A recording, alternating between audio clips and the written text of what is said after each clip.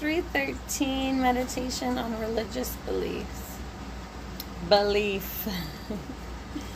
Each religion has its own rituals, but religion also have other aspects that are more fundamental. The essential practice of Buddhism, for example, is control of the mind. Even though it is not easy and requires assiduous effort, many of us consider this is of only secondary importance. In one way, we believe in Buddhism, but in another, we are incapable of going all the way with our belief. We are content with physical rituals, with superficial expressions of devotion, and with texts that we recite only half-heartedly. In Tibetan rituals, we like to use drums, bells, cymbals, and other musical instruments.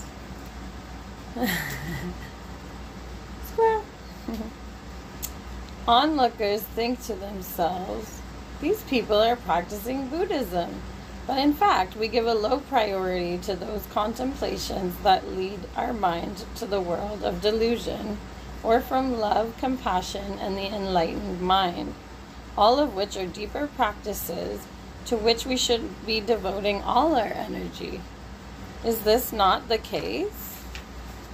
In Christianity, people go to Mass on Sundays and hurriedly recite a few prayers with their eyes closed.